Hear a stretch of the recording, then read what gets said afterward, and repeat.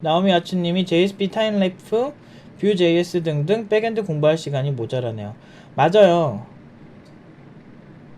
근데 Vue.js는 백엔드적인 가치보다도 프론트엔드적인 가치가 좀 더 무게가 실려져 있죠.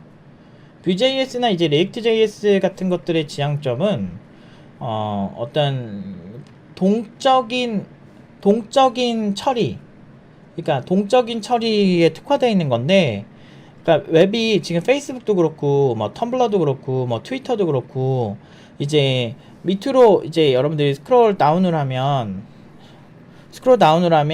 이제 새로운 컨텐츠들이 계속 이렇게 로딩이 되는 구조잖아요.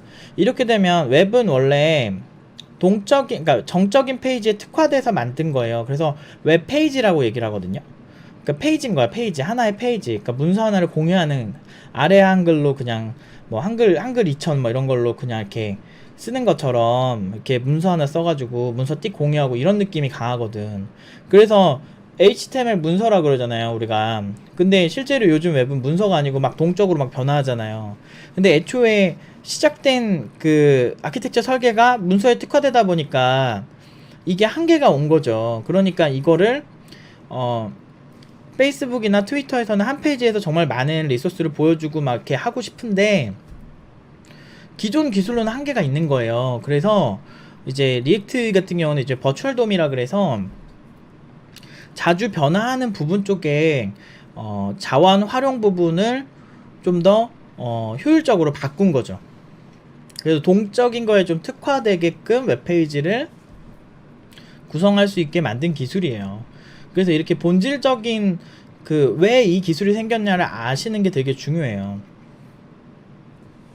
아틀라시오 팡님이 독학하면서 어려운 점이 피드백을 못 받아서 힘듭니다. 오늘도 동기와 비동기와 블로킹, 넘블로킹을 관점에 따라 나누어 공부했는데 어떤 개발자가 블로그에는 JS로 설명하면서 동기와 블로킹, 비동기와 넘블로킹으로 설명하더라고요. 보통 개발자들끼리 커뮤니케이션 하면 편하게 이런 식으로 하는 것 같기도 하고 제가 너무 외골수적으로 투머치한 건가요?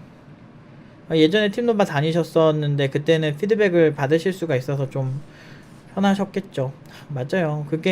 이게 그래서 팀노바에서 나가시면 이제 이런 부분에서 많이 한계가 오실 거라고. 근데 저희가 이제 다시 들어올 수 있고 막 그런 곳이면 아마도 이제 도움을 받으실 수 있겠지만 저희가 사실 그런 거를 좋아하지 않아요. 왜냐면 좀 이제 왔다 갔다 하는 곳이 되고 싶진 않고 이제 공부에만 집중하고 싶은데 어쩔 수 없죠. 근데 이제 그만큼 저렇게 혼자 공부하시는 게 힘들어요.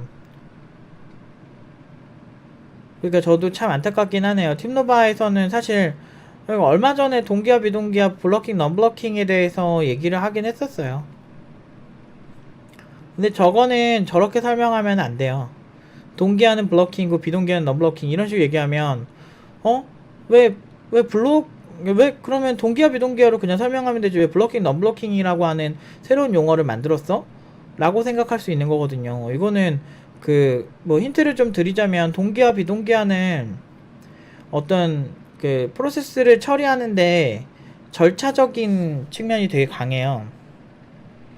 내가 한 사람한테 아까 내가 뭐 주문을 받는 사람인데 뭐 한 사람이 전담으로 한 사람의 주문을 받고 그 사람의 문제를 해결해 준 다음에 그 다음 손님 한 명 그 다음 손님 주문을 받고 이제 내가 맛있는 음식을 주고 그 다음에 그 다음 손님 해가지고 이렇게 한 명씩 줄 서가지고 이렇게 한 명 한 명 처리해주고, 그러니까 한 명 이렇게 오면 음식을 처리를 해줘.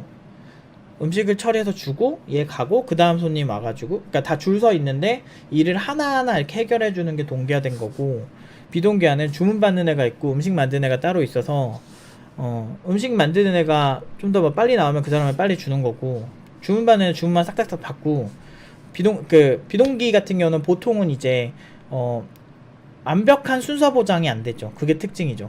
근데 이거는 이 영상 보시는 분들이 초보자분들도 많아가지고 어떻게 설명해야 될지 잘 모르겠어. 그리고 블러킹과 넘블러킹은 보통은 이제 네트워크 통신에서 이제 그 패킷을 어떤 관점으로 처리할 것인가가 더 많아요. 그래서 동기화랑 상당히 유사한 점이 있죠. 그런데 이거는 관점의 차이가 큰 거야. 네트워킹 관점에서 패킷을 어떤 방향으로 처리를 하냐 라는 문제가 크기 때문에 완전히 똑같진 않아요. 근데 이제 이 기술을 사용하는 곳에서 그러니까 사용하는 곳이 어딘지를 알고 그 기술을 칭하는지를 먼저 봐야 되는데 저런 식으로 설명하면은 최악이죠.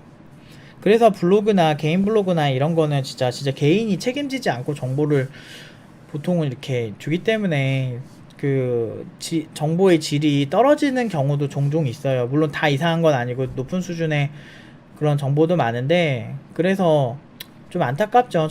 저렇게 되지 말게 하려고 제가 응용 2단계 때 이제 프로세스 같은 거 봐주는 친구들도 많아요. 아무튼 그래도 이렇게 보시다 보면, 여러 자료를 계속 보시려고 노력을 하시다 보면 이제 비교 대조가 될 거예요. 여러 자료를 보세요. 하나만 보지 마시고, 자바스크립트 관점에서 얘기하는 것만 보지 마시고 이제 다른 플랫폼 관점에서 보셔도 돼요. 왜냐면 동기화 비동기화는 블로킹 너블로킹은 자바스크립트 관점에서만 설명하는 게 아니에요. 사용되는 게 아니고 그 다른 관점에서 사용 많이 되니까 신경 쓰지 마세요. 그냥 여러 플랫폼에서 설명하는 것도 다 보시는 게 중요하다. 그 중에서 블로킹과 non-블로킹은 네트워크 쪽에서 많이 저런 기술을 언급을 하더라. 그럼 네트워크 통신에 관련된 부분에서 저 기술을 보시는 걸 추천드린다. 그럼 좀 해석이 좀 더 쉬우실 거다. 동기화 비동기화는 네트워크 통신에서도 많이 언급이 되는 주제긴 하지만 그냥 개발할 때 이제 스레드 같은 것도 동기화와 비동기화가 가능하거든요. 뭐 스레드 풀이라는 개념도 뭐 동기화된 스레드 풀을 운영할 수도 있고 비동기화된 스레드 풀을 운영할 수도 있고,